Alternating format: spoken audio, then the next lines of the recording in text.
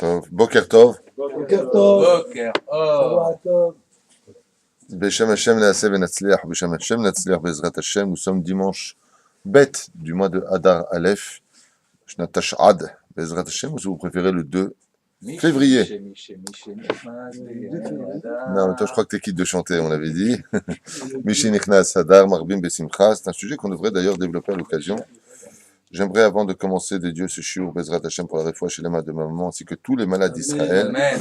et remercier tout particulièrement Madame Atoun, qui, Baruch Hashem, nous soutient par son amitié, et Baruch Hashem, ses mitzvot, que ce shiur lui soit dédié à elle et son époux, ainsi que toute sa famille, une grande réussite, et pour tous ceux qui nous écoutent, Bezrat Hashem. Amen. Sans plus tarder, nous sommes dans les questions-réponses, donc, nous avons nos deux halachot. האם מותר לפעול לפועל להשתמש ברכוש של בעל הבית לצרכים פרטיים? Est-ce qu'un ouvrier aurait le droit d'utiliser, la question qui a été posée au Rav Ovadia Yosef ici, est-ce qu'il aurait le droit d'utiliser les ustensiles de son propriétaire, de son patron, pour des choses personnelles?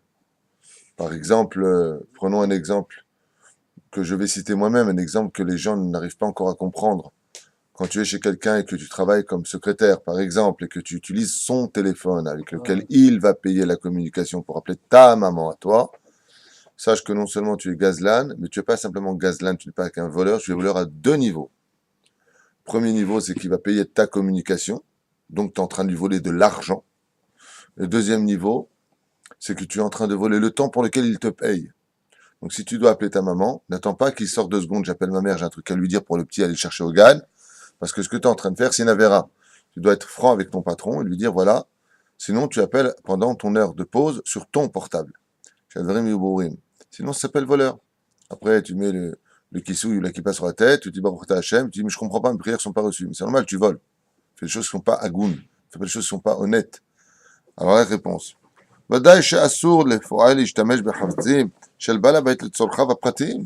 En aucun cas, une personne ne pourra utiliser pour ses fins personnelles, les ustensiles ou quoi que ce soit qui appartient à son patron, les loreshut meforeshet, son autorisation de son patron de façon meforash. Comme une fois, j'étais allé acheter quelque chose, et la caissière me dit, ouais, c'est bon, vous pouvez, c'est pas grave. Alors je lui ai dit, quoi c'est bon, c'est pas grave?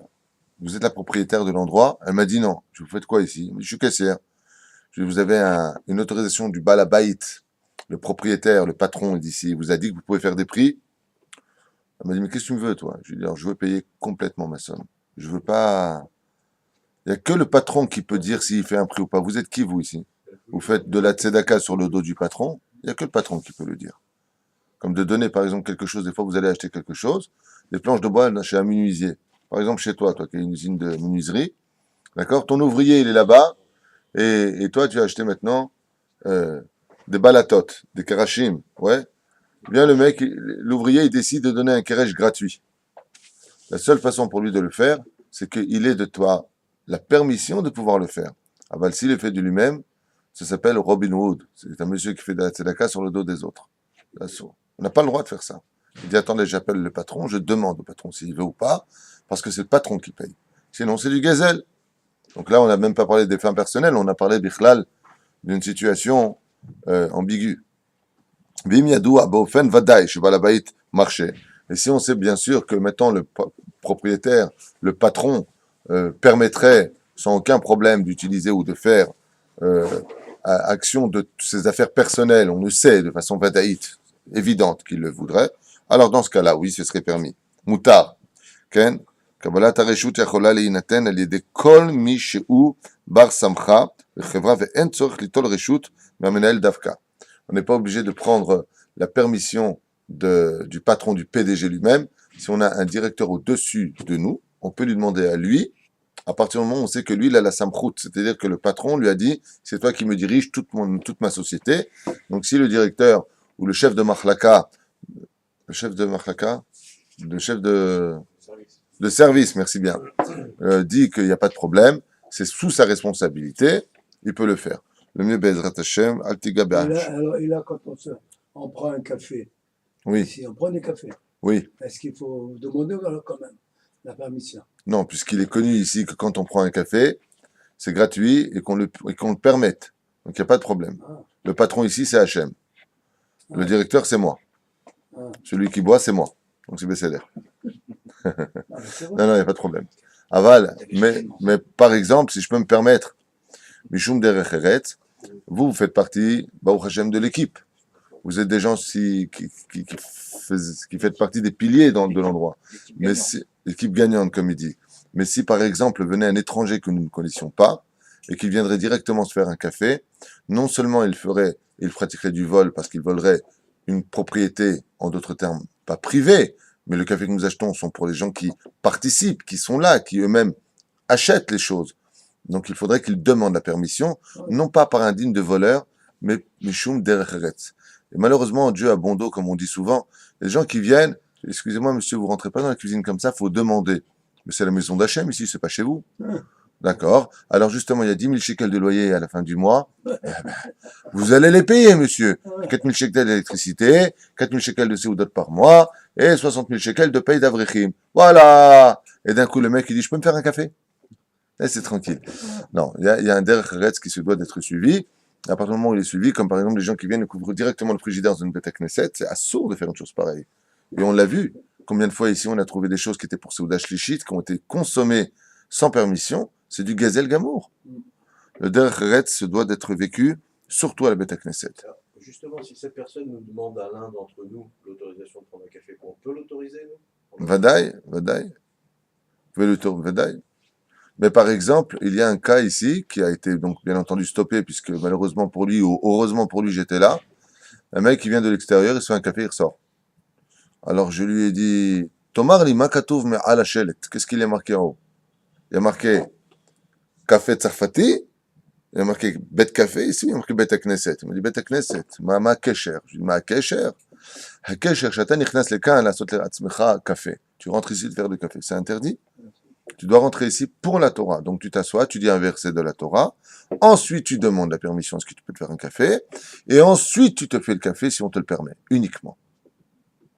Parce que c'est chas v'shalom, c'est pas un tachanat ruach, c'est pas un moulin. C'est de la chutzpah de faire une chose pareille. Et même pire que ça, même des gens comme vous, qui êtes ici tous les jours, Baruch Hashem, si vous rentrez à la synagogue juste pour faire un café, pour partir dans la voiture avec votre café, c'est assour. Pas moi qui l'interdis, c'est la Torah qui l'interdit. Il y a Roma. Les gens ils rentrent pour aller aux toilettes seulement ici. Alors dans un cas pareil, comment on fait quand on doit aller aux toilettes à toute vitesse dans la bête Knesset? Si tu t'arrêtes et que tu fais un verset alors que tu as envie d'y aller, tu fais un issour. Et si tu vas aux toilettes pour aller aux toilettes, si tu vas à la bête Knesset pour aller aux toilettes, tu fais un issour. Alors qu'est-ce que tu fais? Tu rentres, tu vas aux toilettes, tu fais netilat, tu fais ta bracha, en ressentant, tu t'assois et tu dis un verset de la Torah. Pourquoi c'est Torah Chamitzvah? Ah ben, il y en a qui rentre direct. Ou comme celui qui rentre directement pour aller se faire un café. C'est assourd. Tu dois montrer que le pas que tu as fait à la Beth Knesset, il est fait pour la Torah. Et c'est pareil quand tu vas chez le patron. Tu vas chez le patron, tu as des horaires. Le patron, il dit à 10h, il y a une pause. Les gens, ils arrivent à 8h, et jusqu'à 8h10, ils font leur café. C'est assourd. Et vous voyez ça surtout dans l'administration. Ils doivent commencer à 8h. Même Ouais. les écoles juives. Des grandes écoles juives. Les gens qui téléphonent, qui boivent des cafés. C'est assourd. C'est assourd. Toutes ces choses-là, les gens qui sont payés, qui doivent démarrer à 8h du matin, n'ont pas à préparer leur café à 8h du matin, si ce n'est que la Hanala leur permette, c'est-à-dire que le directeur de l'école leur permette. Voilà, j'arrive à 8h, et vous voyez que d'un coup le directeur va leur dire bon, écoutez, préparez-le à 8h moins 5, hein, à 8h vous serez prêts. זהו, זה כל העניין. לכן בעזרת השם צריכים להיזהר בנושא הזה. עד היכן מגיעה האחריות לפועל על זמן העבודה. Jusqu'où vient la responsabilité d'un ouvrier pendant son heure de travail. On a vu dans la Gemara qu'il y a des Amoraïm qui disaient même pas shalom pendant qu'ils étaient payés pour leur travail. Quand une fois le Hazon Ish à la Shalom, il a vu deux élèves qui étaient en train d'étudier la Torah, et chaque fois qu'entrait quelqu'un, il levait la tête, ah shalom, Hashamcha, shalom, ah, Baruch haba, Maseret Ploni, hop, hop, hop. Le Hazon Ish à Bnei Brak qui s'est levé, il est parti les voir, et il leur a dit, Lo kachalom dim Torah, c'est pas comme ça qu'on étudie la Torah. Chaque fois que vous levez la tête, vous coupez la Torah. Le ta'anouk de l'étude de la Torah ne vient qu'à une condition. Une question d'ailleurs qui m'avait été posée il y a bien longtemps de cela, c'est à partir de quand l'étude de la Torah Bémet devient un ta'anouk. On dit que si tu étudies la Torah, imituka kadvash, l'étude de la Torah c'est matok, c'est doux comme du miel. Elle a posé la question, elle a dit, mais moi j'étudie la Torah, bon, c'est intéressant des fois. Mais à dire que je laisserai tout pour étudier la Torah, je comprends pas comment c'est possible. La réponse avait été donnée par les Tanaïm, les Amoraïm, les Savoraïm, ainsi de suite, jusqu'à arriver aux rabbinim de notre génération, qui ont transmis que le secret de l'étude de la Torah devient un tanouk qu'à une condition. Quand tu es capable de l'étudier beretzef, quand tu es capable de l'étudier continuellement sans t'interrompre. Si tu es capable d'étudier la Torah sans t'interrompre, sans lever la tête, tu mets ta tête dedans pendant 4, 5, 6 heures, et plus tu resteras dedans, et plus ton étude deviendra un tanouk. Alors que tu commences à vraiment goûter l'étude de la Torah. Mais si tu mets ta tête dedans, tu lèves ta tête, tu parles avec quelqu'un, tu réponds au téléphone par exemple, et tu remets dedans, tu viens de retirer du miel de l'étude. Pourtant, tu n'as rien fait de mal, tu vas continuer pendant 2-3 heures. Mais pour que ce soit du ta'anoug, que ce soit une jouissance de l'étude, il ne faut pas qu'il y ait la moindre interruption. C'est dans ce rôle-là d'ailleurs que les femmes brillent le plus en tant qu'épouses du peuple juif. Ce sont des femmes qui ne vont pas comme Rivka, qui n'est pas des parties dérangées, Yitzhak, son mari de l'étude de la Torah, qui étudiait de façon tmidite, de façon continuelle.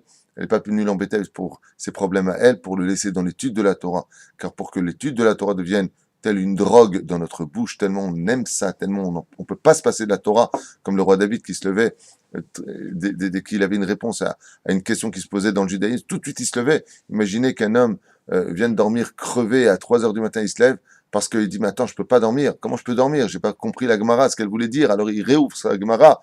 Ça peut venir qu'à partir du moment où la journée il a étudié Ratsouf. C'est-à-dire, quand on étudie continuellement, sans la moindre interruption, alors bah, tu fais astronaute comme ça. Hein.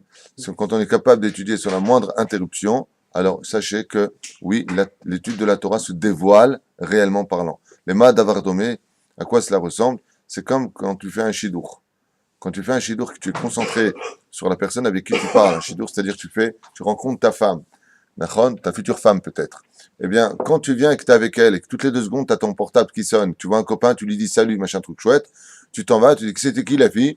Ben, elle s'appelle Hana, elle est rousse, je me rappelle plus ce qu'elle m'avait dit, c'est exactement pareil.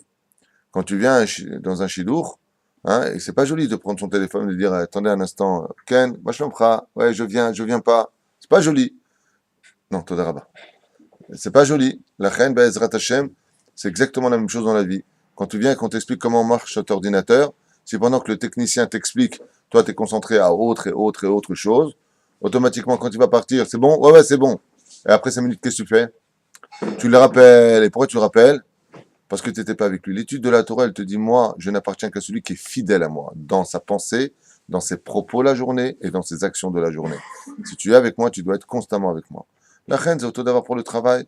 Les Tanaïm, les Amorim ne disaient pas shalom. Pourquoi? Il dit, mais pendant que je lève la tête et que je dis bonjour à celui-là qui est là-bas, moi, je suis payé à la seconde, à l'heure. Donc, je suis en train de voler le balabait parce que je me suis déconcentré du travail pour lequel je suis payé. La reine, Bezrat Hashem, faire attention à cela quand on veut être quelqu'un de droit. מוזר הפועל שלא יבטל ממלאכתו מעט כאן ומעט כאן, אלא חייב לדקדק עצמו בזמן וחייב לעבוד בכל כוחו, שהרי יעקב אבינו עליו השלום אמר, כי בכל כוחי עבדתי את אביכם. Comme Yaakov Avinu, quand il était payé pour les 7 années pour prendre Rachel et pour prendre Léa, il a été payé, il lui a dit, je travaillerai pour toi 7 ans. La Torah vient témoigner que Yaakov a travaillé de toutes ses forces pour le balabait. Et nous, comment on fait? Quand on vient travailler au bureau, on est fatigué. Comme par exemple, je donne un exemple concret. Il y a des gens qui vont aller des shiur et Torah, des gens qui vont jeûner. Ils vont aller des shiur et Torah jusqu'à 2 heures du matin. Après, le lendemain matin, ils vont au travail. Et comment ils arrivent au travail? Toute son étude de la veille, vous savez où elle va? Elle va dans les forces du mal. Non, pas à la poubelle. On ne fait pas des mitzvot sur le dos des avérotes. Le balabait, lui, t'as pas demandé d'étudier jusqu'à 2 heures du matin pour que tu te lèves à 5 heures pour aller prier honnête. Tu dois tenir compte que le lendemain, tu as un patron qui t'attend, qui va te payer. Alors, tu dois apprendre à te connaître. Si tu sais que tu as besoin de 5 heures pour être en pleine forme, fais ton programme, étude, dodo tes 5 heures et travaille tes 8 heures. Mais l'autre, qu'est-ce qu'il fait? Ouais, moi, je vais jeûner tous les lundis et les jeudis. Mais qui est venu me voir ici? Je vais jeûner tous les lundis et les jeudis. Tu travailles où? Je travaille dans le téléphone. Tu n'as pas le droit. Et pourquoi? Je dis, parce que si tu jeûnes tous les lundis et les jeudis, tu vas être plus faible. Nachon? Il m'a dit, ah ouais, j'ai mal à la tête. Je dis, t'as pas le droit. T'as pas le droit de faire des tikkunim sur le dos de ton patron qui te paye tes 30 shekels à l'heure. T'as pas le droit de faire ça. Lui, ton patron, il t'a pas demandé de jeûner. Si par contre tu devais jeûner, comme dit le Rav Ovadia Yosef, et que ça ne vient pas, comme pour l'étude, tu viens, tu jeûnes. Oui, tu jeûnes. Mais tu jeûnes et que ça ne te dérange pas du tout dans l'étude. Le Rav Ovadia te dit, ok, jeûne. Mais si tu vas affaiblir un tout petit peu ton étude, c'est normal, tu es fatigué. Assur le chalatsun. Tu fais pas une mitzvah sur le dos d'une avéra. De la même façon, une personne qui travaille chez un patron, se devra de faire très attention que ce qu'il a engagé dans ses comptes personnels n'enfreine en aucun cas le patron qui, lui, n'attend pas ni un mec qui jeûne, ni un mec qui a veillé. C'est pour ça que c'est pareil pour les mariages, c'est pareil pour les cours de Torah. Les rabbinim qui font durer les cours et les cours et les cours et les cours, ils ont oublié un détail. Nous, on reste encore un peu mazéméchané. Nous, mataosé, c'est pareil quand tu es avec tes copains, il est 11h, minuit, tu es en train de boire et tu es en train de t'amuser. Si tu es le patron, ben va cacha. Mais si tu n'es pas le patron, de quel droit tu te permets de rester jusqu'à minuit? Avec combien tu as besoin d'heures de sommeil, toi? 8 heures. 15, tu te lèves 6 heures. C'est certain que demain, tu vas voler 2 heures à ton patron. Parce que ta fatigue va se prononcer dans le travail. Et au lieu de faire 100% de ton travail, ouais, comme il est marqué ici, écoutez bien le verset, Ki bechol kochi abadeti et avichen. Il a dit, j'ai travaillé de toutes mes forces, votre père. J'ai été payé. Combien j'ai dit avec votre père? J'ai accepté 7 ans. Je n'ai pas travaillé 7 ans. Il n'a pas été payé financièrement, hein, juste pour se marier. Je n'ai pas travaillé 7 ans et 7 ans. Je travaillé 14 ans de ma vie, de toutes mes forces. Plus encore 7 ans, bien sûr, pour lui-même. Mais j'ai travaillé. Je vous ai acheté, en d'autres termes, vis-à-vis de du pacte avec votre père, mais pas à 3 heures je me repose. Non, non, non, non, non. J'ai promis d'être sur le qui-vive. J'ai été sur le qui-vive. Et j'ai pas fait de l'étude sur le dos du travail. La reine Bezrat Hashem, c'est pareil pour ceux qui vont prier au travail. Qu'est-ce qu'ils font? Ils amènent leur tunin au travail, font tchouva. Et pendant les heures de travail, ils mettent les tunin pendant 10 minutes. Habibi, Habibi, tu sais qui c'est qui se frotte les mains? C'est le Satan. Il dit, mais les tunin, mais je vais te donner l'envie de les mettre les tunin. Tu sais pourquoi? Parce que tu fais 10 minutes sur un travail pour lequel tu es payé. Si tu es patron, prends 10 heures pour mettre tes tuilines. Si tu as demandé l'autorisation, il n'y a pas de problème. Bah, vous allez voir ce qu'il va vous dire le patron. Ok, mets-les. Mais demain, s'il te plaît, mets-les avant 8 heures, ok? Ah oui. Mais j'arrive pas à me lever. C'est le problème du patron, ça. T'as qu'à dormir. Plutôt. Gère ta vie. La reine Bezrat Hashem, vous allez comprendre quand on étudie là à la fin. Moi, je suis quelqu'un d'honnête, je suis quelqu'un de droit, je vole personne. Étudie d'abord là, après tu verras si tu es honnête. La reine Bezrat Hashem, le mieux c'est d'être patron. Mais une personne, par exemple, qui n'a pas payé les heures supplémentaires, ça veut dire qu'il a fait plein d'heures, est-ce qu'il peut se permettre de faire des choses en plus? Ça veut dire il n'est pas payé les heures supplémentaires, mais il se permet de prendre un truc du travail, parce qu'il n'a pas été payé les heures supplémentaires. Il se fait attends. La question c'est quoi? Il se fait juste Un homme qui travaillerait, donc il est payé pour 8 heures. Ouais. D'accord, on prend un exemple. Toi tu dis, il est payé pour 8 heures. Ta question, parce que c'est un cours de questions-réponses, je le rappelle. Alors, dimanche, il est payé pour 8 heures. Ouais. Et il travaille 8h30, 9 heures. Ouais. D'accord. Voire 10 heures, carrément. Bon, ben là, il peut faire ce qu'il veut. Hein. Il fait ce qu'il veut. Il est payé pour 8 heures. Il est payé pour 8 heures. Maintenant, il fait des heures sup. Il n'est pas payé pour ses heures sup? Non, disons que le patron, il ne voit pas les choses comme ça, et bon, il travaille, ça se termine Non, alors, pas. pour répondre à ta question, il faut comprendre qu'est-ce qui est marqué dans le contrat. Tu travailles pour combien d'heures chez lui? Est-ce que quand il t'a pris, il te dit, chez moi, monsieur, il n'y a pas d'heure, c'est payé 7000 shekels par mois? Voilà, forfaitaire. Tu as fait un forfait de 7000. Ouais. Et tu as dit, il n'y a pas d'heure. Ouais, Non, si tu me réponds pas, je peux pas t'aider. Non, Je vais être clair parce que tu me regardes, je sais que je suis beau, mais quand même, à un moment, je vais peut-être répondre, le Il y a mec. toujours marqué les heures, quoi qu'il en soit, dans le contrat. Il y a toujours marqué les heures dans le contrat. Ouais.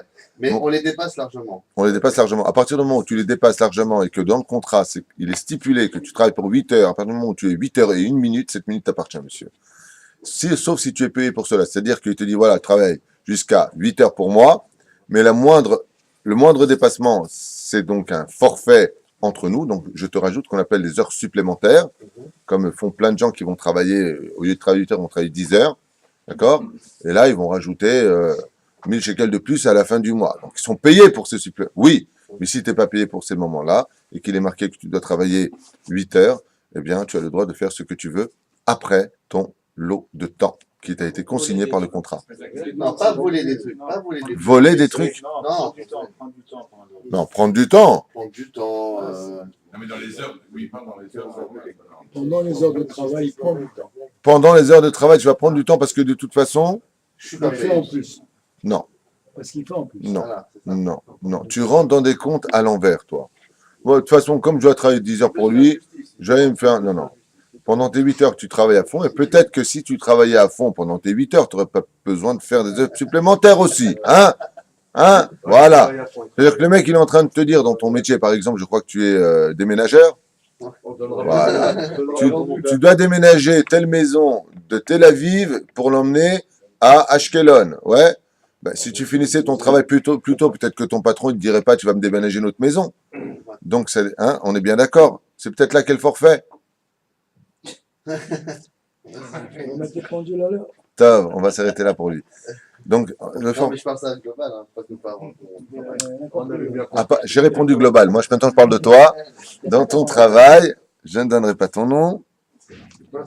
À partir du moment où on te dit, par exemple, que tu acceptes de faire un déménagement par jour, c'est ce qu'ils font en général. On fait un déménagement à 2 maximum par jour. D'accord? C'est déjà, toi qui es spécialiste du domaine, on fait 2? On fait 1? On fait 1. Ben, moi, je suis sûr que si tu le faisais en 6 heures, ton patron te dirait rentre chez toi, non? Ah oui. Ah, ben voilà! Non. C'est- Donc, vous verrez ça en privé. On est en chiot, ils sont fous les deux là. Horace et Jasper. Bien. Autre question. Attendez, je sais même pas si j'ai fini ici. On est dans la lacha. ולכן על הפועל האחריות לישון ולאכול כדי שיעבוד, הנה, בבקשה.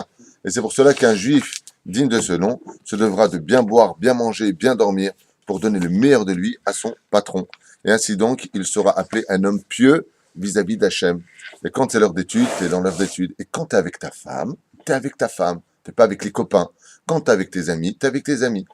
וכן על זה הדרך. Quand on veut une vie bien rangée, c'est comme une armoire. Si tu mets chaque chose dans son étagère, bien rangé, bien plié, personne ne te cassera les pieds. Mais si tu es quelqu'un à la badou, quand tu es avec ta femme, tu es avec tes amis, puis en même temps tu es avec le rave, parce que en même temps tu es crevé, tu es en train de bailler pour aller dormir, il est évident que, comme le dit le Talmud, tafasta me'at, tafasta merubé, lo tafasta. Celui qui veut tout attraper n'attrapera rien, celui qui va attraper peu, eh bien finira par tout avoir. J'écoute. Alors, Une question de halakha. une question de halakha. Quand un goy racha, Un goy, quoi? racha, Un rachat. D'accord. attaque, salit, traîne dans la boue, le peuple juif, quelle doit être l'attitude d'un juif à titre individuel, et voire même à titre collectif? Donc, quand un non-juif agresse donc les juifs, plus clairement, tu parles de Dieudonné, j'imagine, quelle devrait être la réaction des juifs? J'aime bien ta question. J'aime bien ta question. Même si des fois, je l'appelle la guenon parce que franchement, de se comporter comme il se comporte, c'est vraiment pas une conduite à avoir, hein, faut le savoir. Mais quand je dis la guenon, je parle pas des gens qui sont de couleur. J'ai moi-même des amis qui sont noirs de peau et j'ai pas de problème avec ça. Ça n'a rien à voir avec ça. Je parle de sa façon d'agir qui finira certainement sur un arbre. Quoi qu'il advienne, en parlant de ce personnage, mais il n'y a pas né quoi. Faut arrêter les délires. Il y a marqué dans le Midrash, il y a marqué Esav sonné les Yaakov. Esav sonné les Yaakov, Ishmaël sonné les Yaakov. Les non-juifs ne nous aiment pas. Donc il n'y a pas lieu de s'étonner. Mais les sages nous ont déjà mis en garde. Et la réaction qu'il faudrait avoir, c'est tout simplement, au lieu de perdre notre temps à lui faire de la pub hein, à celui-là, je pense que on devrait tout simplement se dire un petit peu, mais pourquoi Hachem laisse faire une chose pareille? Pourquoi est-ce que les mêmes signaux de la Shoah, il n'y a pas tellement longtemps, réapparaissent d'un coup en Europe? Est-ce que ce serait pour nous prévenir? Ou est-ce que cette fois on va pas se laisser faire, on va créer le Bétar, l'armée de défense des Juifs de la France? Voilà. Il y a deux façons d'agir. Il y a ceux qui vont être outrés et il y a ceux qui vont prendre leurs valises et partir. Hein. Ça se divise toujours en général par 4 caractéristiques, puisque là, on le lit à Pessah, Arba Banim Dibra Torah, il y a 4 façons de penser. Eh bien, pour moi, je veux dire quelque chose qui va vous choquer. Ce personnage qui s'appelle Dieudonné est un personnage extraordinaire. Il est en train de faire enfin ce que nous n'avons pas réussi nous à faire en tant que rabbin. Il est en train de dire dégager. Parce que les Juifs n'ont pas compris que nous avons un pays, aujourd'hui, grâce à Dieu, il y a plein de difficultés ici, c'est sûr, mais au moins on est chez nous. Mieux vaut un petit chez soi qu'un grand chez les autres. Et que l'antisémitisme est virulent, qu'on se doit de venir en Israël parce que aujourd'hui nous avons notre État et que c'est pas une station balnéaire pour déposer nos valises pendant 2 semaines à un hôtel à Eilat où on va dépenser bêtement son argent, mais parce que il est temps de reconcrétiser la nation d'Israël pour le souverain qui est Akadosh Baruch Hu, car on peut pas être roi si on n'a pas son peuple sur son parvis. Donc oui, c'est très bien, je ne vais pas bénir ce personnage parce que Chas Shalom qu'on le bénisse, mais franchement, il est en train de faire le travail d'un prophète d'Israël, donc c'est très bien. Il est en train de dire aux Juifs, mais Juifs, arrêtez de vous assimiler, arrêtez de vous, comment dire, de vous convertir à l'islam, dégagez, vous n'êtes là que pour l'oseille. Et vous avez oublié ce détail, c'est que quand on vient et qu'on dit en tant que non-juif à un juif ce qu'il est, c'est parce que le non-juif, d'une certaine façon, finit par devenir un tant soit peu la morale du juif dans ce qui lui manque chez lui. C'est-à-dire que les non-juifs vont nous montrer du doigt l'imperfection de ce que nous devons arranger. Par exemple, si tu passes dans la rue qu'un arabe te dit sale juif, au lieu de dire quoi, c'est à moi que tu parles, hey, Moshe, Maurice, on y va. Non. Lui, il t'a dit sale juif. Qu'est-ce que tu veux qu'il te dise? Oh, un juif. Oh, je l'aime. Il t'aime pas. N'insiste pas. Il t'aime pas. Il t'aime pas. Ouais. La question que tu devrais te poser si tu étais un peu intelligent, c'est pourquoi est-ce que dans mes oreilles, Akadosh Baruch Hu est laissé que cet homme-là me traite de sale juif? Peut-être que j'ai une avéra qui me salit. Ça, c'est la vraie réaction d'une personne. Ça, c'est la vraie réaction d'une personne. Alors, bien sûr, quand il vient et qu'il va te dire, et c'est chaque personne qui écoute ce que je suis en train de dire, au lieu de me critiquer en ce moment, je dis, mais attends, Bémet, pourquoi est-ce que... Ah oui, hier, j'ai touché une non-juive. Hier, j'ai fait une avéra. Hier, j'ai pas fait Shabbat comme il fallait. Hier, j'ai insulté un juif. À ce Bémet, je me suis sali. C'est pour ça qu'on fait Kippour, pour se rendre propre. Parce que tu t'es sali. On a fait un cours d'ailleurs ici, on rappelait sur la saleté, okay, le nikayon. On est là, benikayon kapai, vasovat bizbachecha, je me rendrai les mains propres pour tourner autour de ton misbéach.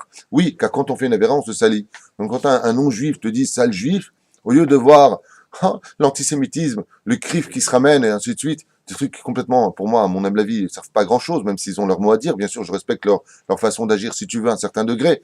Mais le message, c'est arrêtez de vous assimiler, les mecs. D'accord? Prenez vos valises et retournez sur votre terre. Venez enfin retrousser les manches. C'est fini la punition de 2000 ans de galoute. Je répète, la punition de 2000 ans de galoute. On est parti en galoute, comme le dit la Mishnah, parce qu'on a été puni pour 4 avérotes.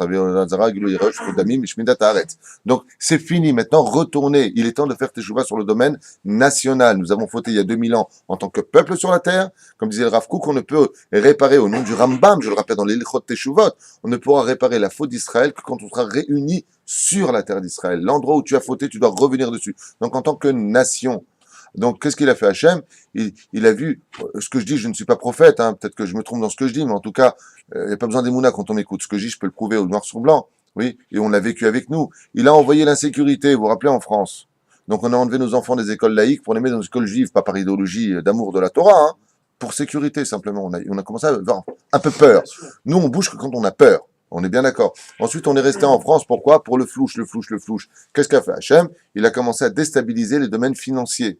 On a commencé à avoir peur. Hein, beaucoup de gens se sont effondrés. Beaucoup de gens se sont malheureusement aussi suicidés. Il y a eu de grandes catastrophes dans le peuple d'Israël à cause de ces problèmes financiers qui ont été quand même déroutants. Alors, il y en a plein qui sont venus en Israël parce que, au niveau de la, de la comparaison, bon, moi là-bas, on aura du soleil parce que la vie est devenue très difficile.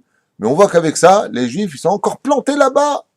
Alors Dieu, il envoie maintenant, je dis bien Dieu, Akadosh Baruch Hu Be'atzmo Birvodo, nous envoie des gens pathétiques et antipathiques qui vont nous chatouiller dans des domaines très douloureux comme l'histoire de la Shoah, faisant ces sketchs prétendant qu'il n'y a jamais eu de four crématoire, que les Juifs ont inventé toutes sortes de choses, et le pire c'est que ça prend. Pourquoi est-ce que ça prend? Parce que, comme on sait très bien, l'islam et les chrétiens ont toujours voulu effacer l'histoire du peuple d'Israël, pour bien dire que c'est un peuple qui ne traverse pas l'histoire, ce n'est pas le peuple de l'histoire, et nous on est là en train de compter, un petit peu à l'image, comme ça marqué dans Sota, page 49 à Moudbet, la génération du Mashiach sera comme une génération qui se comportera comme un chien.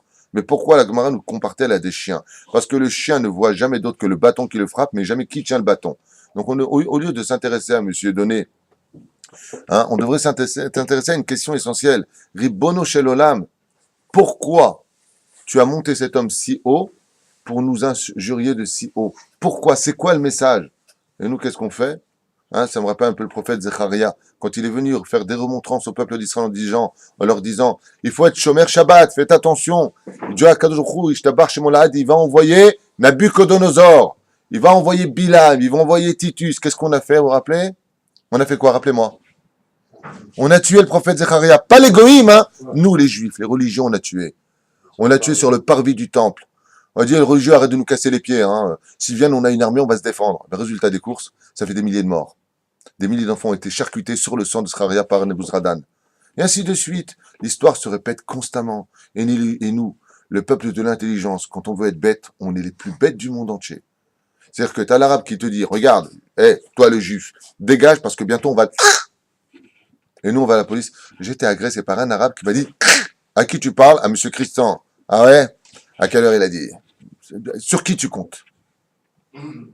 À Stockholm, la police a annoncé aux peu de juifs qui restent encore aujourd'hui là-bas, partez parce qu'on ne pourra plus vous protéger. Sur qui tu comptes? Sur les petites majorettes qu'on appelle les CRS, comme ça les appellent les Arabes, les petites majorettes. Sur qui tu comptes? Sur quoi tu comptes?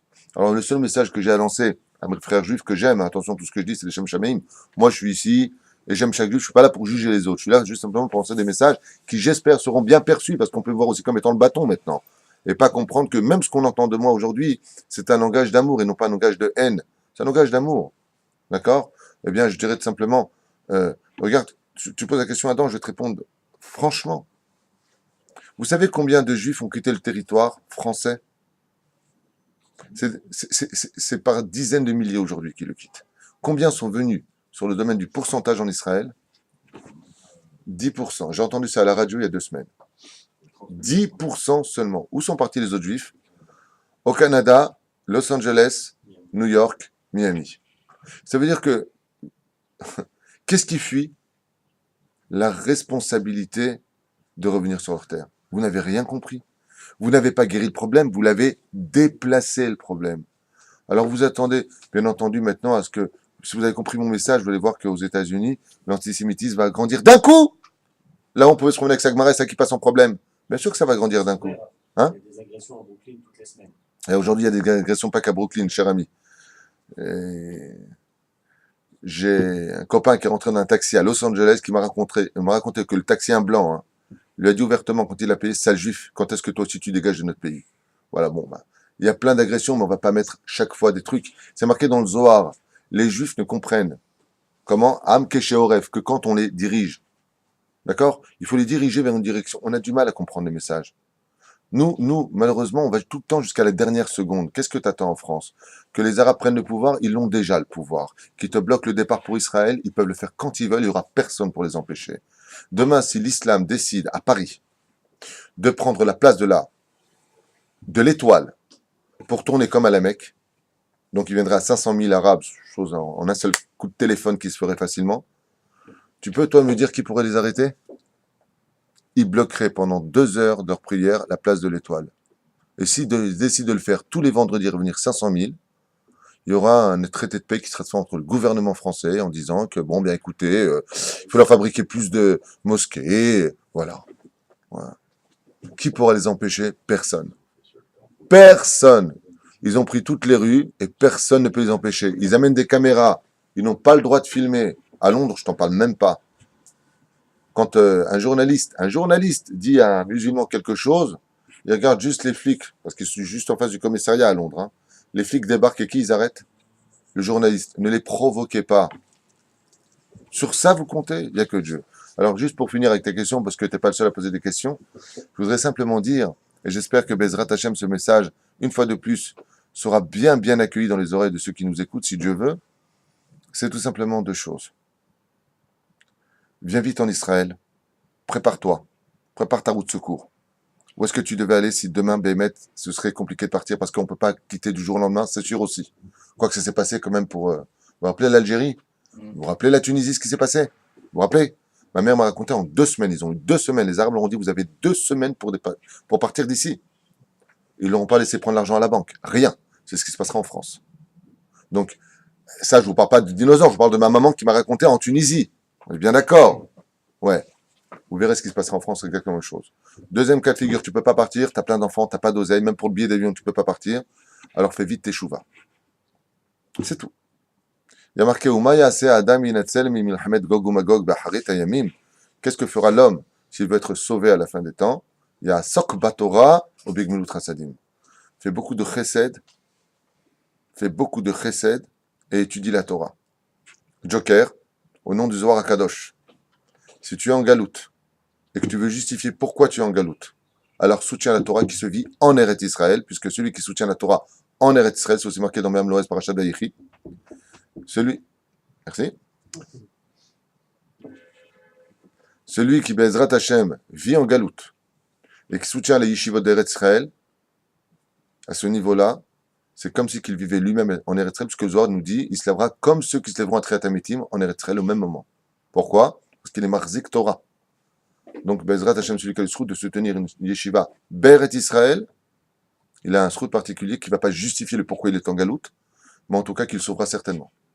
Mais le vrai message de tout cela, pour répondre à ta question, c'est d'arrêter de perdre notre temps avec les bâtons. Il faut arrêter de perdre notre temps avec t'as vu ce qu'il a dit lui, t'as vu ce qu'il a dit l'autre. Arrête, perds pas ton temps avec ça. Perds pas ton temps avec ça. Je suis l'Éternel, ton Dieu, qui t'ai fait sortir du pays d'Égypte. J'ai tué des milliers d'Égyptiens, voire des millions d'Égyptiens dans les 10 plaies. Pour toi, enfant d'Israël. Mais pour une condition, que tu reçoives la Torah, pas pour que tu t'assimiles. Donc il faut que les Juifs aujourd'hui se réveillent de deux choses. La première, c'est de leur judaïcité. La deuxième, c'est de leur peuple. Car il y a trois choses qui sont indissociables. La Torah d'Israël, le peuple d'Israël et surtout la terre d'Eretz Israël. Il faut s'en rappeler. Nous avons une patrie, nous avons un territoire, nous avons un endroit, Baruch Hashem, où la Shrina réside et Dieu veut ses enfants à sa table. Alors qu'est-ce qu'il fait un père quand il voit que son fils ne veut pas venir le visiter? Il lui envoie plus d'argent, moins d'argent en Europe. La situation est catastrophique. Il voit toujours pas que ça va pas, qu'est-ce qu'il fait? Il donne à un mec, il dit voilà, tu vas là-bas, tu vas le menacer. Alors le fils, il dit papa, ça va, tu peux venir te voir? Il dit qu'est-ce qu'il y a, j'ai des problèmes. Viens mon fils. Voilà exactement le machal de ce que vivent les Juifs en France. Et malheureusement, on est là, quand j'entends de temps en temps ce que me racontent les uns et les autres sur les émissions en France, oui, mais enfin bon, des actes antisémites ont été commis. Réveillez-vous, punaise. Je veux pas dire qu'il y a eu la Shoah et après il y a eu l'État d'Israël. Je veux pas dire ça, il y a eu ça. Mais il y a eu ça et ça. Je ne veux pas le dire, mais est-ce qu'il y a eu la Shoah pour ça? Je ne sais pas. Je ne rentre pas dans les comptes. Chas v'shalom. Je ne veux pas justifier la Shoah dans aucun cas. Chas v'shalom. Je veux simplement dire que faut arrêter de mordre le bâton. Peut-être sur Bono Shalolam. Moi, quand j'entends ça, je serais en France, je rigolerais, moi, de Dieu donné. Moi, je me rappelle, j'avais en France à l'époque, j'ai un Mohamed qui m'avait dit à l'époque, avec qui je jouais au foot, j'avais marqué un but, il m'a dit sale juif.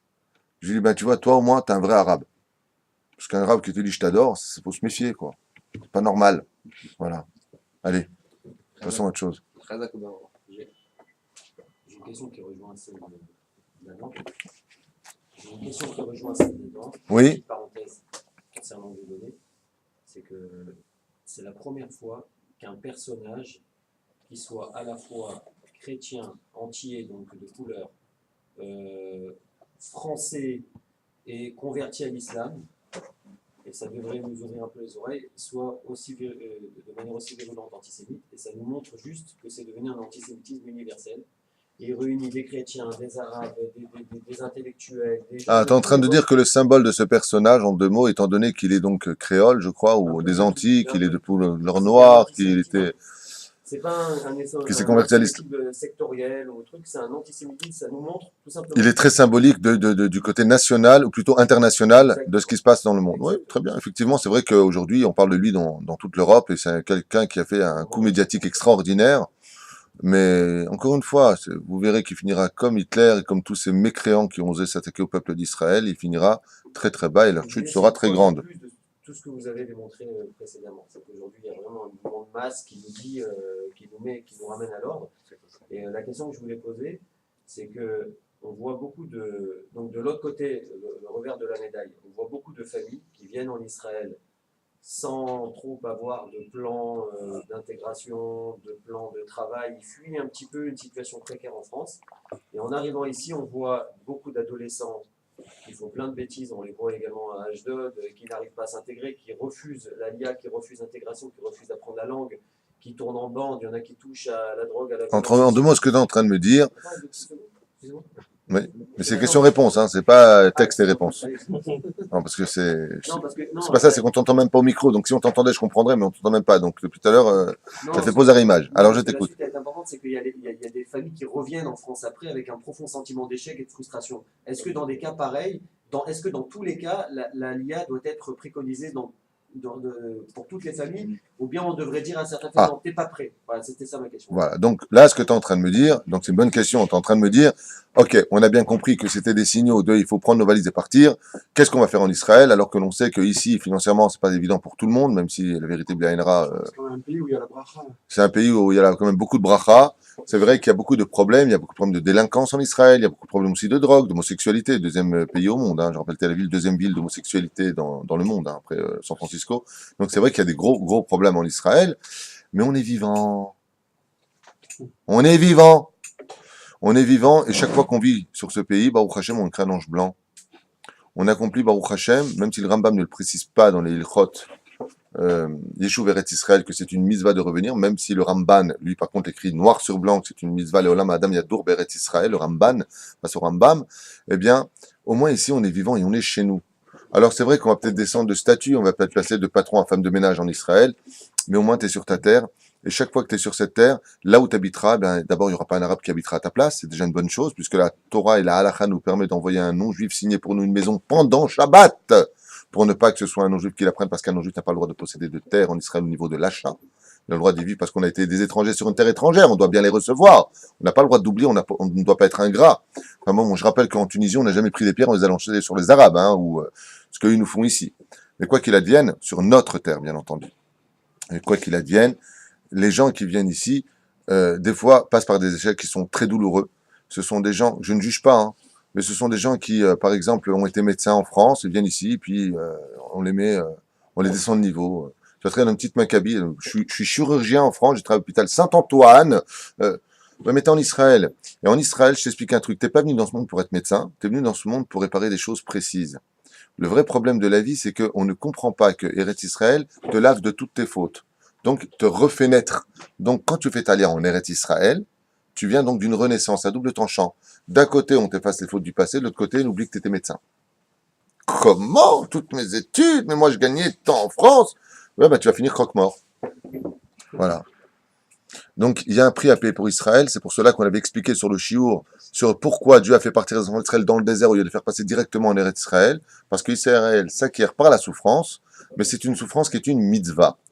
Donc, comme c'est dur de se lever le matin, c'est une souffrance des fois de se lever le matin parce que c'est dur, on est fatigué, surtout après Shabbat, on a veillé encore tard, il faut faire la maison. Ben, Eretz Israël, c'est une souffrance. C'est marqué dans ma Masechet Berachot, Bedaf Heim, Kimdomani. Israël s'acquiert par le biais de la souffrance. Donc oui, tu viens ici, c'est dur, ben, c'est exactement le prix à payer, parce que par contre, ça en vaut la chandelle, puisqu'il y a marqué dans Chesed Avram que tout celui qui vient en Eretz Israël est un tzaddik.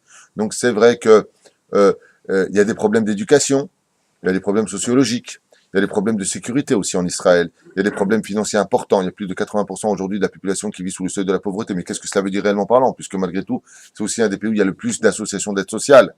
Grâce à Dieu. Baruch Hashem, la situation n'est pas si dramatique que cela par rapport à ce qui est là-bas. Mais quoi qu'il advienne, ici peut-être qu'il y a des gens qui sont pauvres, mais ils sont vivants. En France, on parle de danger de mort.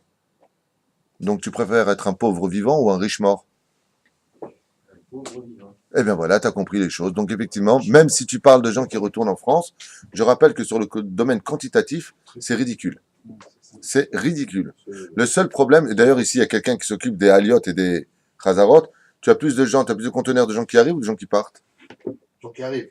Gens qui En arrivent. ce moment. Surtout en ce moment. Mais bien sûr, il y a des gens. Moi, j'en ai connu des gens qui sont venus ici me dire ouais, moi, de toute façon, en Israël, un concombre et de l'eau, ça me suffira amplement. Après 3 mois, ils sont repartis. Pourquoi? Parce qu'ils n'avaient plus la vie qu'ils avaient en France. C'était une grande douleur pour eux. Ils sont partis à Los Angeles. Et là-bas, qu'est-ce qu'ils font par contre? Ils sont prêts à faire taxi parce que c'est Los Angeles. C'est du n'importe quoi. Il serait temps, Bezrat Hashem, de se déshabiller de ce manteau d'orgueil que nous avons acquis en Galoute, d'accepter de devenir humble et de savoir que pour être Israël, c'est une renaissance. Et oui, il y a un prix à payer ici. Si tu dois redémarrer au bas de l'échelle, fais-le. Fais-le pour ton peuple.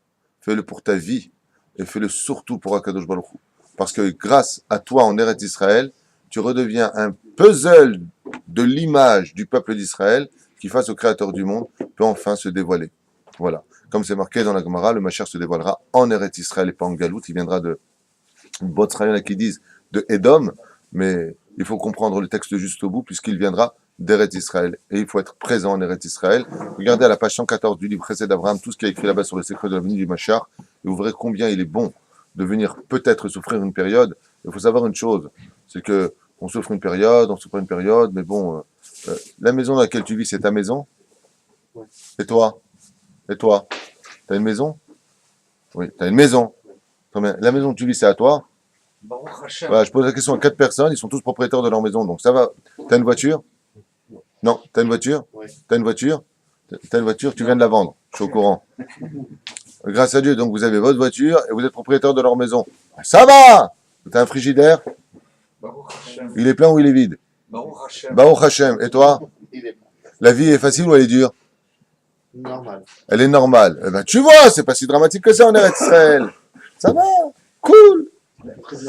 La question de Yoel, peut-être, Voilà. si j'ai bien compris, c'est est-ce qu'on peut fuir la France sans Emouna? Il travaille, il cherche des... Le meilleur bagage pour monter en Israël, c'est l'Emouna. Mais je rappellerai juste, pour finir avec votre question de tous les deux, c'est pas vraiment la question qu'il a posée, mais j'aimerais juste finir. Aujourd'hui, la Alia en Eretz Israël, c'est pas une question d'idéologie, de religion ou de quoi que ce soit. C'est une question de Pikuach Nefesh. Voilà. Je le dis haut et fort cette fois-là. Aujourd'hui, ce n'est plus une question de quitter la France parce que il est temps pour nous de rentrer à la maison. Dieu nous attend. Non, non. Là, c'est sauf qui peut. Les Juifs doivent comprendre que Béhémet aujourd'hui sont arrivés face à une situation très difficile et qu'ils sont observés et par l'islam et par la chrétienté et qu'ils ne seront protégés par personne. S'ils n'arrivent pas à comprendre ce message-là qui a eu lieu il y a 70 ans en arrière, alors je ne sais pas quoi faire pour eux. Donc je dis pas qu'il faut tout de suite fermer ses valises et partir. Je dis qu'il faut vite vendre. Tant que tu peux encore le faire, parce que c'est en train de ralentir au niveau des ventes en France, vite vendre et vite se préparer pour monter en Eretz Israël. Savoir où est-ce que tu comptes aller, où est-ce que tu comptes inscrire tes enfants, et Bezrat Hashem, déjà te former, aller à l'Ulpan déjà dès maintenant, pour apprendre au moins une base minimum de l'hébreu. Et oui, c'est dur, j'y peux rien, je suis pas Dieu, mais les plans divins sont toujours pour le bien d'Israël, et ce que je sais, c'est que Bezrat Hashem, les Goula est très très proche, donc il n'y a pas beaucoup non plus à souffrir. Mieux vaut venir en Eretz Israël chez soi, parce que malgré tout, Baruch Hashem, 27 ans que je suis ici, je suis passé par toutes les épreuves, qu'est-ce que je kiffe en Israël. Je te barre chez Molad. Je comprends même pas quand je vais en France qu'on puisse vivre en France. J'arrive même pas à comprendre quand je vois les gens là-bas, je comprends pas. Les pauvres, ils n'ont que pour seule sortie leur restaurant kasher à 60 € la mana, tu vois. C'est tout ce qu'ils ont. Voilà. Allez, on va au resto. Voilà. Je suis parti avec ma femme en France quand j'étais là-bas la dernière fois. On a pris une pizza à chacun, 47 €. Fond de l'humanité. J'ai même pas voulu aux toilettes. J'ai dit, oh, j'y vais plus. Oh, je la garde, celle-là. Non, attends, ce prix-là. Non, mais attends, tu plaisantes ou quoi? Non, c'est malheureux à dire, mais c'est ça. Voilà, viens, on va au resto où on s'assimile. Je rappelle qu'en France, on arrivait à 80% d'assimilation. Vous ne savez pas ce qui se passe pour les Juifs de Marseille ou en France. Les gens se convertissent à l'islam. Ils perdent leur monde futur. Alors mieux vaut venir ici crever de faim que de perdre son monde futur. Parce que combien tu vas vivre? En plus, ça, on ne crève pas de faim ici, grâce à Dieu. Il y a du travail pour tout le monde. Hein. Moi, je cherche pour ma maman, pour ceux qui sont au courant, Bezrat Hashem. Si vous connaissez une femme qui sera bien payée, bien entendu, donc pour la garder jour comme nuit pour l'instant, et on cherche. Eh bien, on n'a pas. On fait venir des étrangers. Pour le travail de maçonnerie, on fait venir pour les étrangers. Parce que les Juifs veulent tous être patrons. Non, il faut descendre en bas pour remonter l'échelle. Il y a beaucoup de travail en Israël, je vous l'affirme. Il y a beaucoup de travail. Trouver une femme de ménage à 50 shekels de l'heure, eh bien, on ne trouve pas. Il n'y a pas. Madame, vous voulez travailler 5000 shekels par mois, vous venez garder une femme. Et vous voyez quoi dans la rue avec les gens handicapés? C'est chesed, c'est des Philippinites, des Philippins, des Guadeloupéens, de tout il y a ici. Mais où sont les Juifs? Tu viens pour le mec qui fait carreleur, c'est quand même payé 800 shekels minimum la journée un carreleur. Apprends le métier de carreleur. Eh ben t'as quoi? T'as que des Arabes qui le font. Pourquoi? Pourquoi? Des Chinois, excuse-moi, aujourd'hui. Mais pourquoi? Va au Lishkata Avoda, apprends ce métier, 800 shekels par jour, fais ton compte au niveau du mois, tu vis bien. T'es carreleur. Ah non, non, mais moi je peux pas, moi, carreleur, je peux pas. Une question de gava. T'as tout compris. On passe à une autre question. Attends, juste un instant. Fais le tour. S'il vous plaît. Dernière question, pas de question. À toi, Henri. Alors moi je dis, pourquoi est-il si important d'être heureux? Pourquoi c'est si important d'être heureux? Mizvak Dola Liot Besimcha pour le mois de Hadar. Pourquoi c'est si important d'être heureux? Pourquoi t'as envie d'être triste, toi? Non, au contraire. Heureux. C'est le but essentiel du tikkun de ce monde. Le but essentiel de ce monde, c'est-à-dire que si je devais répondre à une question nationale, si le peuple d'Israël posait la question en disant « Quel est notre tikkun principal dans ce monde ?» la réponse serait exactement ta question. Le but principal dans ce monde, c'est d'être heureux quoi qu'il nous arrive. C'est-à-dire que pourquoi est-ce que Dieu nous donne des épreuves? Pour voir si on les supportera avec le sourire ou pas. À un tel point que les sages nous ont dit que celui qui passe une épreuve et qui ne le prend pas Bé'ahava, son épreuve ne le répare pas. C'est un truc de fou. Le mec, Dieu il envoie une maladie. Le mec, il a la maladie, il ne prend pas Bessimcha. Les sages, ils disent qu'il a souffert pour rien. Ah, comment c'est possible? Mechaprim ala averot. Aïsourin mechaprim ala averot. Les souffrances de ce monde nettoient l'homme de ses fautes. Donc, mieux vaut qu'il souffre ici que de souffrir après, je vous l'affirme. Oui. Seulement à une condition. Quand est-ce que ça le répare? Shumekabel be'ahava. C'est-à-dire que quand il est capable de recevoir les épreuves avec le sourire, à partir de ce moment-là, il fait réellement la capara de ce qu'il a fauté avant. Mais s'il reçoit les choses avec haine, ouais, je suis malade, j'en ai marre, tous les nerfs, tout le met dans cette situation, il vient d'ouvrir la porte à la sitra hara, aux portes du mal. Qu'est-ce qu'un suicidé? Pas forcément essayer de suicider ou il sauter la vie, hein. Un suicidé de la vie, c'est un triste. On peut avoir toute sa vie été un suicidé tous les jours de sa vie, sans jamais avoir retiré son âme de son corps. C'est-à-dire c'est tué. Comment? Quelqu'un de triste, ça s'appelle un suicidé de l'esprit. Pourquoi? Parce que la tristesse engendre la tristesse. Tout comme la mitzvah engendre la tristesse engendre la tristesse. Ce qui fait que quand tu as la simcha en toi, tu vas apporter dans ta vie et dans ton entourage de la simcha. De qui est-ce qu'on aime être l'ami? De ceux qui sont en joie. On n'aime pas fréquenter des jet nirasra, tu vois. Michel Neff. Ou pire encore, tu veux tuer un homme, tu lui fais épouser une femme qui fait la tronche toute la journée. Ça le tue. Pourquoi? Mais toujours tu fais la tronche, il n'y a jamais quelque chose qui va dans ta vie. Pourquoi c'est si dramatique? Après tout, elle a qu'à crever, elle. On s'en fiche. Non! Parce que quand toi t'es triste, tu mets une avira triste dans la maison, tu pourris l'atmosphère. Comme les gens qui se plaignent au travail, c'est difficile de travailler avec eux. Les gens qui se plaignent au travail, c'est difficile. Les gens se plaignent tout le temps. Ah, qui se plaignent! Ils se plaignent. J'entends Au peine. travail, ils se plaignent. Oui, ben alors justement, tu viens de rajouter une pièce à notre puzzle, c'est que les Chachamim nous ont mis en garde que celui qui se plaint de ce qu'il a, Dieu lui retire. Quelqu'un qui dit toute la journée j'en ai marre de ma femme, Dieu lui prend sa femme. Celui qui se plaint toute la journée de son travail, Kaotrabi, le mec lui dit écoute, tu finis à la fin du mois. Mais par contre, celui qui est sa mère, Bechelko, alors il est évident que pour lui, eh bien, les choses iront de mieux en mieux. Car la pticha de la simcha, c'est-à-dire que le fait qu'un homme soit sa mère, apportera une raison, dit Rabbi Nachman de Breslev, pour être encore plus sa mère. C'est pour ça qu'on avait déjà expliqué, je crois, la semaine dernière, que la seule mitzvah qui a le droit d'être hypocrite, c'est la simcha. Pourquoi? Parce que le fait d'être hypocritement sa mère, alors que la vie n'est pas si cool, te donnera la possibilité, dit Rabbi Nachman de Breslev et pas moi, d'avoir de vraies raisons des cieux pour être sa mère. C'est pour cela que la chassidoute est le principal antibiotique de cette génération. On est tous tristes. On est tous atteints de la pire des maladies de ce monde. C'est pas le cancer, c'est la tristesse. On est tous tristes. Rien ne va dans notre vie. Pourquoi? Parce que le Yetzer Hara ne s'est pas habillé simplement dans l'assimilation. Il s'est habillé dans l'atmosphère de la tristesse. Et aujourd'hui, on est tous tristes. On est tout le temps en train de voir le contrat qu'on n'a pas signé, au lieu de se rappeler que la semaine dernière, on a fait un contrat. Ça va, t'es cool. Est-ce que tu manques de quelque chose à la maison? Non. Mais attends, regarde, celui-là, il devait signer, il n'a pas signé. Il m'avait dit que c'était OK. Hein, c'est un enfoiré. Oh, cool. C'est fixe à rechercher ce que tu dois prendre. Le client, il n'a pas signé parce qu'il y a un autre qui doit prendre sa part dans ça, d'un autre agent. C'est pas toi qui est prévu. Toi, tu étais le tremplin. Donc, si l'autre y prend, ça tire de sa mère. Je te donne un exemple. Si celui qui prend le contrat, c'est ton propre frère, t'es content ou pas? Ton frère de sang, celui que t'aimes. Pourquoi t'es content? Ça reste en famille. C'est ça, la avatrinam. L'avatrinam, c'est quand on arrêtera de voir des concurrents l'un vis-à-vis des autres et quand on commencera à être sa mère. Quand on est sa mère pour les autres. T'as gagné l'auto, Baruch Hashem.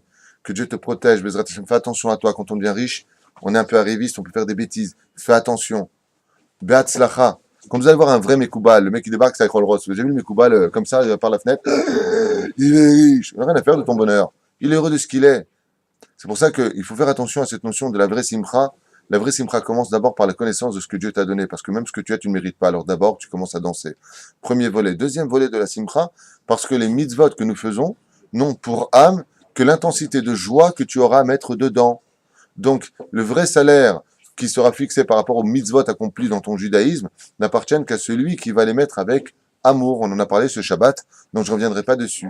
On ne recevra le salaire de nos mitzvot que par rapport à l'intensité mesurée, dit le Ben Ishraï dans son commentaire sur Shir HaShirim, que par rapport à l'intensité de joie qu'on aura mis dans l'accomplissement de la mitzvah. Si je vais apprendre un cours de Torah et que je viens, style, moi j'ai promis à ma femme, j'y vais, ton salaire il est comme ça. Mais si tu vas, Bekhriouk ou Betlahavut, alors Akadosh Baruch Hu, il te donnera un grand salaire. Et où est-ce que c'est comparé? Quand le mec il te dit, viens faire un golf, tu vas où? Je fais le golf. Et je cours, attention, je vais faire un squat, il court, je vais à la piscine, et il court. Akadosh Baruch Hu, il mesure ses pas que tu as mis en pratique pour arriver à ce que tu voulais toi, il les compare à ce que tu as mis en pratique pour aller faire une mitzvah. C'est pour cela que si tu donnes le meilleur de toi pour des choses vaines, essaie de donner le meilleur de toi au moins au même niveau pour des choses qui sont éternelles. Voilà. Donc ça, juste un instant avec ta permission, pourquoi est-ce qu'on se doit d'être sa mère, bimiuchad? Parce que la joie est la clé de tous nos problèmes. Je vous avais raconté, vous vous rappelez, cette histoire de Rabbi Yitzhak de Berditchev. Elle est connue, très connue cette histoire avec le pont. Vous vous rappelez l'histoire du pont? Bon, je la rappelle une fois de plus. Rabbi Yitzhak de Berditchev passait une fois au-dessus d'un pont avec ses élèves et malheureusement, du côté gauche du pont, il voit un de ses élèves qui est en train de se noyer, en train de crier au secours, au secours, au secours, au secours. Rabbi Yitzhak de Berditchev le voit comme ça sur la gauche et il passe de l'autre côté et il voit que son élève s'enfonce dans les flots. Il se noie et à ce moment-là, il éclate de rire. Il dit, en fait, quand tu passeras de l'autre côté, tu arriveras dans l'océan, tu passeras le bonjour au Léviathan de ma part. Il éclate de rire et il continue son chemin. Parce que ça déferlait à toute vitesse comme ça. Les élèves étaient outrés. Ils n'ont pas compris leur rave. Ils disent, oh là, il y a un bug. Ils n'ont pas compris. Tu vois ton élève, c'est pas la peine de courir derrière. C'est vrai que ça a déferlé très vite et on sait que les fleuves se jettent dans la mer. Donc, et Rabbi Yitzhak de Berditchev arrive à l'Yeshiva, le sourire. De là jusque-là, il vient de voir un élève à lui qui meurt. Cool and the gang. Vraiment, hein. Ouvrez vos gmarot et il commence à étudier la Torah. Voilà qu'une heure plus tard, on tape à la porte. Entrer sans frapper, la porte est fermée. Il rentre à l'intérieur. Qui voit devant lui? Le chassid, tout trempé, qui se jette au pied de Rabbi Yitzhak de Berditchev. Et Todarabak Vodarav, Saltet Nafshi, vous m'avez sauvé. Comment vous avez fait? Vous êtes un homme extraordinaire. Elle a tous les élèves, regarde Rabbi Yitzhak de Berditchev. Il lui Vodarav, comment vous avez fait ça? C'est extraordinaire. C'est ce que je vous expliquais. D'abord, toi, comment tu as été sauvé? Il lui a dit. Alors, les élèves sont étonnés. Il dit, attends, c'est toi ou c'est lui?